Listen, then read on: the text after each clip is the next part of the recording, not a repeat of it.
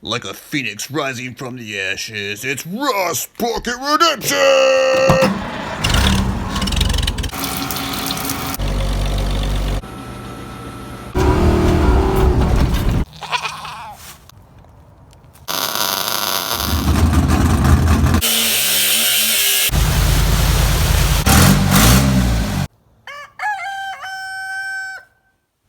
Alright guys, I want to talk about the cab now. This thing was a giant heap of rust. There's a lot of work that went into this thing. This cab would not have been worth saving if it was a regular cab or even a super cab. But these little crew cabs are as rare as hen's teeth, as they say. Hey, any of you ladies got teeth? Any of you? Do any of you have teeth? No? None of you, huh? Alright, so this is the cab when I first got it. Like I said, this thing, as bad as it looks, it's worse. It was worse in real life. There's just rust all over the place. And the further I dug, the more rust I found.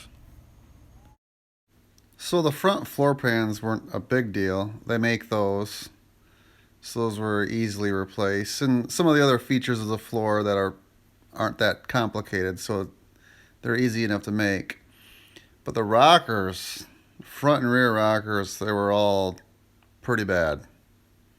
So the front rockers were first, and the inner rockers they make. You can get reproductions of the inner rockers, but the outer rockers, no one makes those, or they didn't at the time anyways. So I was cruising through the junkyard and I came across this truck here.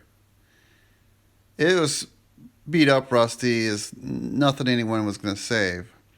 But for whatever reason, the rockers were completely free of rust. They had been undercoated, and by some miracle there they were. So I talked the junkyard into letting me have the cab, well, for a small fee. I think like $100. And off I went. And here's what's left of the cab after I harvested the rockers. And just like that, there they are, all finished, ready to rock. No pun intended. Now the back of the cab, that's a whole nother matter. It was bad. Cab mounts, junk. Floor, junk. And as I mentioned earlier, the rockers in the rear were not much better than ones in the front. There was a lot of work ahead of me, and I didn't know what I was going to do at this point. But then opportunity came. It came in this cab right here. So this was a Craigslist find. This was a Texas cab that someone brought up here to Michigan, only to leave it in the ground on the facing the firewall with the back end up in the air. Well, the front end just sat there in the mud and the dirt and the grass and got all rusty, like even up in the cowl and everything. But the back of the cab was like a normal Texas truck, clean and rust free. Well, $150 later, and I had a plan. Yep, you guessed it. So you can see here, I cut the cab just aft of the B pillar there. The other nice thing is I get rid of the hole in the very back for the in-cab gas tank, which I'm getting rid of that obviously. And then here you can see where it gets attached. So I added some reinforcing plates top and bottom along with some plug welds in addition to the standard welds. And here it is all welded together. I wish I had some other pictures to show the joining of the two halves, but I just can't find them. There it is all together. The rear rockers, ready to rock. This time the pun isn't intended. And then there's the roof. So the stock roof had a lot of issues, dents and whatnot. And then once I decided to cut the cab in half and combine it with that old Texas cab, that created some other problems that just no matter what I did, it wasn't going to line up. So the solution lie in this a section of roof from a 90s Ford van.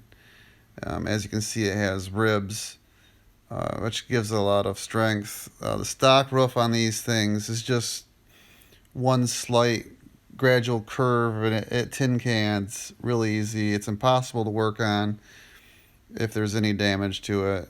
And so the van roof was the big solution and a lot of work. So the Firewall, not only was it rusty, it also originally was an air-conditioned truck. So, which leaves a huge hole, as you can see there.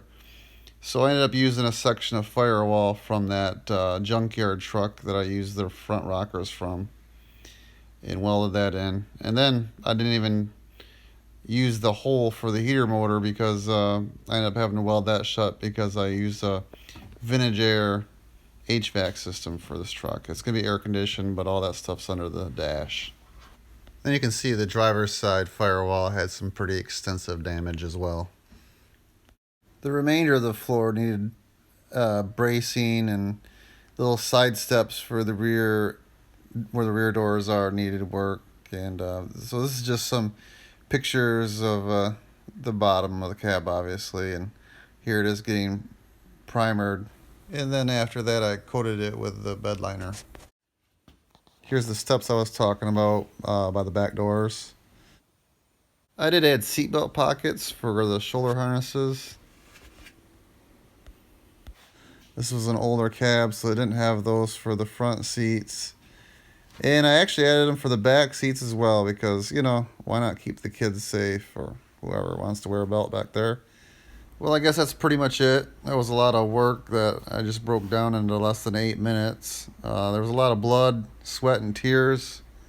Well, I don't know about tears, but there might be some tears if I don't get this thing on the road this year in 2021. So we'll see you next time, guys.